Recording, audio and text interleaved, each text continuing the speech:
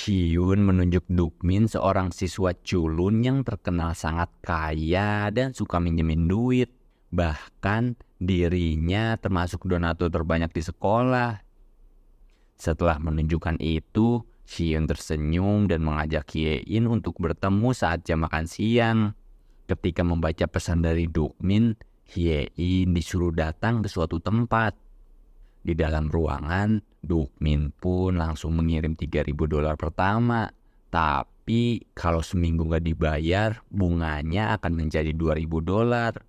Namun kalau Hye-in mengikuti perintahku, aku akan membayar yang lebih. Dukmin pun menyuruh Hye-in mengcosplay karakter keinginannya.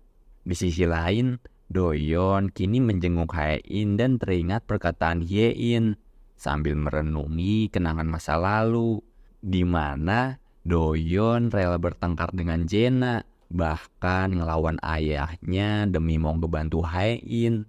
Tapi ia memilih tutup mulut menolak bantuanku. Sekarang Doyeon pun menyesal dan hanya bisa menggenggam tangan Hye-in. Masih sibuk dengan cosplaynya, Hye-in berpikir kalau saat ini menurunkan harga diri itu adalah cara terbaik untuk mendapatkan uang.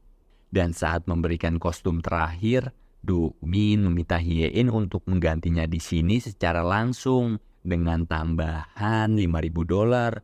Artinya Dukmin akan memberiku $8.000. Di ruangan kerja ayahnya, Doyeon ingin mencari bukti file backup dari CCTV itu. Sialnya, di tanggal kejadian, filenya itu pun sudah hilang.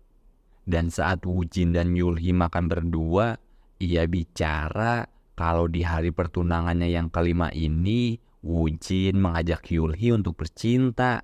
Namun, ia menolak mentah-mentah ajakan Woojin. Yulhee baru mau menerima itu setelah menikah nanti. Kemudian, ia bertanya kepada Woojin, "Kamu gak bakal ngelakuin itu dengan wanita lain kan? Kalau kamu melakukan itu, aku akan langsung menusukmu." Woojin menjawab kalau itu sangatlah mustahil. Dirinya ngelakuin itu hanya sama kamu. Ketika teringat kejadian malam itu, Hye-in yang sedang panik mencari bantuan, tiba-tiba diberi kalung oleh Hye-in dan disimpannya di laci meja. Bahkan saat ditanya oleh petugas, aku tidak memberitahu kalung ini. Di tengah jam sekolah, Minhee, ibu tirinya Jena, datang ke sekolah dan Jena yang melihat itu syok berat. Bahkan ketika Bu Minhee menyapa, ia ditolak dengan perkataan kasar. Bu Minhee memberitahu kalau bayi yang dikandungnya ini adalah laki-laki. Itu artinya dialah yang akan menjadi penerus perusahaan ayahnya, bukanlah kamu. Jadi kamu harus coba memanggilku ibu dengan benar. Seketika hancurlah mental dari Baek Jena. Dan kemudian Ye-in pun datang mengaku kalau dia adalah senior Baek Jena. Lalu memisahkan mereka berdua. Di ruangan ini, Hye-in berniat untuk menenangkan hati Jena. Namun setelah mengungkapkan masalah keluarga Jena, air yang aku berikan langsung dilempar. Lantaran Jena gak terima kalau dirinya diberi rasa kasihan oleh Hye-in. Memangnya setelah tahu rahasia ini, kamu bakal jadi pahlawan yang akan datang menolong. Jena lantas mengusir Hye-in pergi dari hadapannya.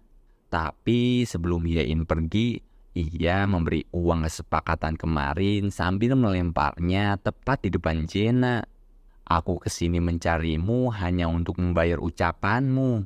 Gaun yang kupakai kemarin itu adalah rekayasamu dengan Nayeon kan? Hidupku sekarang sudah jauh lebih buruk karenamu. Terus kenapa aku harus menghiburmu dan jadi pahlawan? Aku hanya memintamu untuk gak ngebully lagi selama di sekolah ini.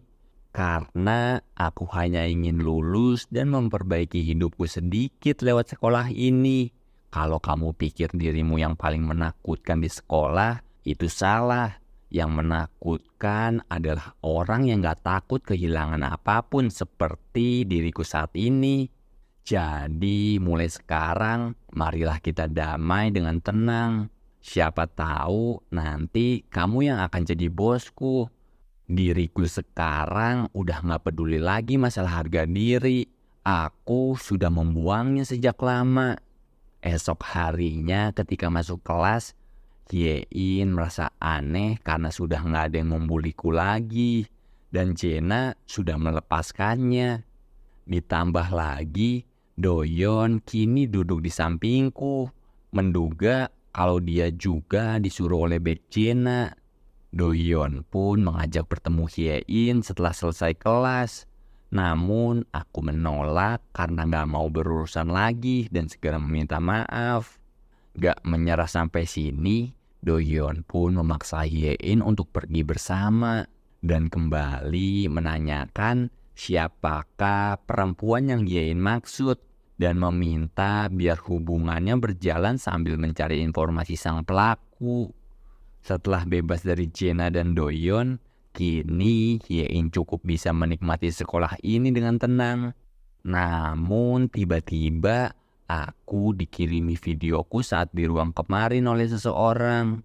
Berjalan dengan tatapan kosong, ternyata Jena melihat Hyein bertemu dengan Xian begitu akrab, ngebuat dirinya curiga. Di kelas pun pikiran Hyein semakin kacau. Namun saat Xian menulis pertanyaan tentang keadaan Hyein, aku hanya bisa mengangguk saja. Malam hari saat membuka catatan pelajaran, aku teringat tentang tulisan teror pas awal masuk sekolah. Dan ketika mencocokkan tulisan itu dengan tulisan Xian, ternyata sangatlah mirip. Ditambah lagi kalau sikap baiknya Xian itu selalu tepat waktu. Namun jika dibutuhkan dia itu selalu menghilang dan gak bisa dihubungi. Xian yang menjenguk Hyein dan bertanya, apakah hari ini ada yang menjenguk Hyein? Ibunya bilang kalau Doyon baru saja datang. Dan ketika ibunya keluar, Xian berbicara kalau ia sangatlah iri dengan Hyein karena bisa memikat hati Doyon setelah perbuatannya itu. Sambil melihat video Hyein, ia pun tertawa karena telah berhasil menjebaknya.